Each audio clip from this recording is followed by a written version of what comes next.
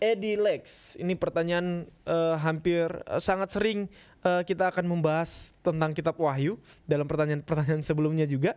Dan ini dari Eddie Lex menanyakan penjelasan dari Wahyu 21 ayat 8. Kita buka Wahyu 1 ayat 8. Ya, Wahyu 21 ayat 8.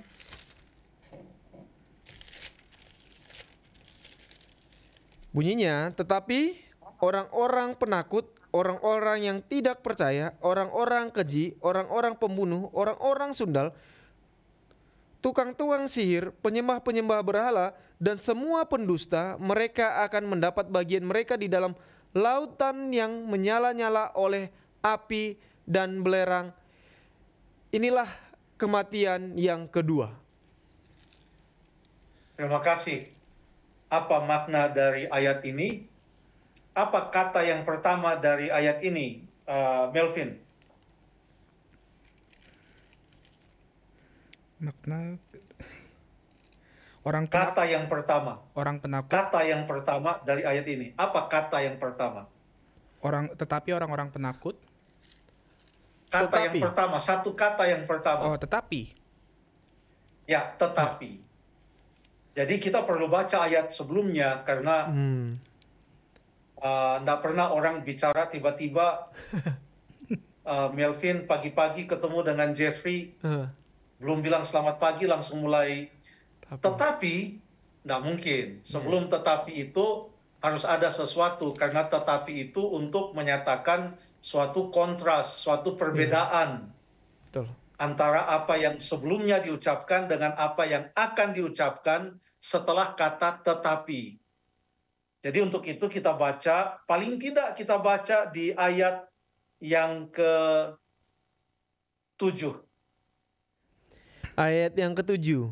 Barang siapa menang, ia akan memperoleh semuanya ini, dan aku akan menjadi Allahnya dan ia akan menjadi anakku. Terima kasih. Barang siapa menang, ia akan memperoleh semuanya ini. Semua apa? Semua upah yang telah dijanjikan bagi mereka yang menang. Bagi mereka yang menerima pekabaran 3 malaikat yang ada di dalam Wahyu pasal yang ke-14. Takutlah akan Allah, muliakanlah Dia karena telah tiba saat penghakimannya, dan sembahlah Dia yang menjadikan langit, bumi, dan segala mata air. Itu yang dikatakan di dalam Wahyu 14 ayat yang ke-7 dan ayat-ayat selanjutnya. Ayat yang ke-12 mengatakan yang penting di sini adalah ketekunan orang-orang kudus yang menuruti perintah-perintah Allah dan memiliki iman kepada Yesus dan iman kepada Yesus. Ayat 6 mengatakan pasal 14, dan aku melihat seorang malaikat lain terbang di tengah-tengah langit dan padanya ada Injil yang kekal. Jadi orang yang menerima pekabaran kabar baik keselamatan di dalam Yesus Kristus dan mempertahankannya sampai pada akhir hidupnya atau sampai pada kedatangan Tuhan Yesus yang kedua kali. Tetap setia, mereka yang menang. Dalam Wahyu pasal yang kedua, ayat yang ke-10, ada nasihat kepada umat Tuhan yang ada di jemaat Smyrna yang mengatakan, hendaklah engkau setia sampai mati. Hendaklah engkau setia sampai mati. Lalu kemudian ada ayat juga di dalam ayat yang ke-25, Wahyu 2 ayat 25, tetapi apa yang ada padamu, peganglah itu sampai aku datang. Apa yang dimaksudkan dengan apa yang ada padamu, peganglah itu? Artinya setialah. Setia sampai aku datang. Ayat 10 mengatakan setia sampai mati. Jadi entah setia sampai mati atau setia sampai Yesus datang, itu adalah orang-orang yang menang. Orang-orang yang setia. Masih banyak ayat-ayat dalam kitab Wahyu yang menerangkan tentang apa yang dimaksudkan dengan mereka yang menang. Apalagi kalau kita baca dalam Wahyu pasal yang kedua dan Wahyu pasal yang ketiga, pekabaran Yesus Kristus kepada 7 jemaat, mulai dari Efesus, Smyrna, Pergamus, Tiatira, Sardis, Philadelphia, lalu kemudian Laodikia. Pada setiap pekabaran kepada jemaat-jemaat itu, selalu ada janji, barang siapa menang, barang siapa menang. 7 kali dikatakan, barang siapa menang. Nah, di akhir dari kitab Wahyu, di pasal yang ke-21 ayat 7 yang tadi telah dibacakan, mengatakan barang siapa menang, ia akan memperoleh semuanya ini. Semua yang dijanjikan kepada jemaat di Efesus, jemaat Smyrna, jemaat Pergamus, jemaat Tiatira, jemaat Sardis, jemaat Philadelphia, jemaat Laodikia, semua janji kepada mereka yang menang. Semuanya itu akan diberikan kepada mereka yang menang, dan aku akan menjadi Allahnya, dan ia akan menjadi anakku. Tetapi, disitulah maksudnya, tetapi, inilah kebalikan dari mereka yang menang, yaitu mereka yang tidak setia sampai mati, atau tidak setia sampai kepada kedatangan Yesus yang kedua kali, yang tidak mau memegang apa yang telah diberikan oleh Allah kepada mereka, yaitu kebenarannya itu. Mereka tidak mau untuk mempertahankannya. Orang-orang itu adalah katanya, tetapi orang-orang penakut, orang-orang tidak percaya. Berarti orang-orang yang menang adalah orang-orang yang percaya dan orang-orang yang berani. Berani apa? Berani untuk menyatakan dirinya sebagai seorang percaya. Berani untuk mengikuti kebenaran, menerima kebenaran itu. Lalu kemudian yang selanjutnya orang keji, orang pembunuh, orang sundal, tukang-tukang sihir, penyembah berhala, pendusta, mereka tidak akan mendapatkan upah bagi orang-orang yang menang. Sebaliknya, karena dimulai dengan tetapi, sebaliknya mereka akan mendapat bagian dalam lautan yang menyala-nyala oleh api dan belerang. Inilah kematian yang kedua. Jadi mereka dilemparkan ke dalam api yang menyala-nyala. Kapan ini terjadi?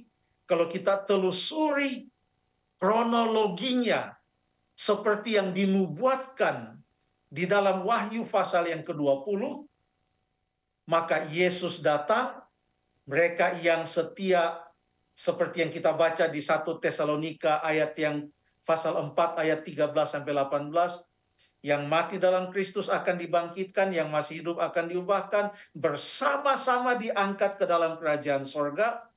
Lalu kemudian mereka yang tidak percaya, mereka akan binasa oleh kemuliaan Kristus pada waktu kedatangannya. Itu ada dalam Wahyu pasal yang ke-6, ayat yang ke-16 dan 17. Lalu bumi ini kosong. Nah, Wahyu pasal 20 mengatakan, kekosongan bumi ini hanya meninggalkan setan dan malaikat-malaikat setan itu.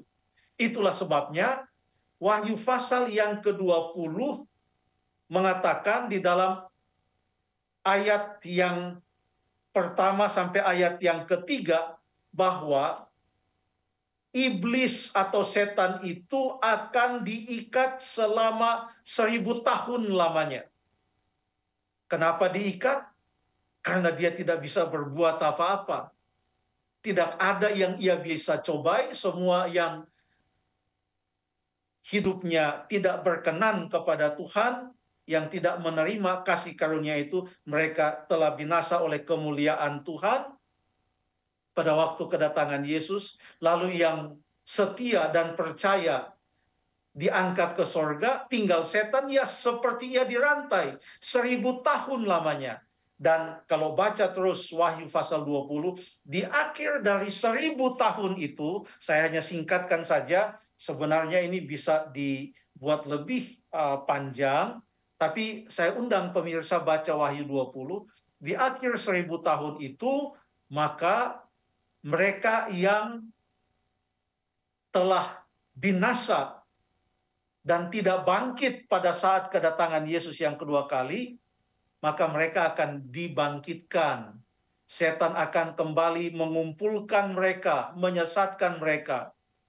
Pasal 21, Wahyu 21, kota suci itu akan turun dari sorga. Lalu mereka akan berperang melawan umat-umat Allah, melawan kota suci yang turun dari sorga itu. Ini apa yang Alkitab katakan ya, ajaran Alkitab. Tapi kemudian di Wahyu 20 ayat 7 sampai ayat yang ke-10, maka Allah akan menurunkan api dari langit. Lalu kemudian mereka akan dibinasakan, termasuk iblis itu akan binasa. Dan itulah yang disebut dengan kematian yang kedua, yaitu maut itu. Dan maut itu pun binasa, tidak akan ada lagi maut, karena maut itu sudah binasa bersama-sama dengan mereka yang menanggung maut itu. Makanya di dalam Wahyu 20 ayat 14, Wahyu 20 ayat 14 bahkan mengatakan, lalu maut dan kerajaan maut itu dilemparkan ke dalam lautan api, itulah kematian yang kedua, lautan api. Maut itu sendiri pun dibinasakan. Makanya setelah langit dan bumi yang baru itu dipulihkan oleh Allah, dalam Wahyu pasal yang ke-21, dikatakan di dalam ayat yang keempat, ia akan menghapus segala air mata dan dari mata mereka, dan maut tidak akan ada lagi. Kenapa maut tidak akan ada lagi? Bukan hanya orang-orang itu telah betul-betul mendapatkan maut, tetapi maut itu sendiri digambarkan sebagai dilemparkan ke dalam lautan api. Maut pun binasa. Yang ada hanyalah hidup kekal. Siapa yang menikmatinya adalah mereka yang menang. Mereka yang percaya. Itulah di Wahyu 21 ayat yang ke-7. Ayat 8, pertanyaan tadi dari Bapak siapa? Edi Lex. Tetapi, lalu ada daftar itu di bawah, mereka tidak menikmati apa yang dinikmati oleh orang-orang yang menang. Kurang lebih demikian. Terima kasih.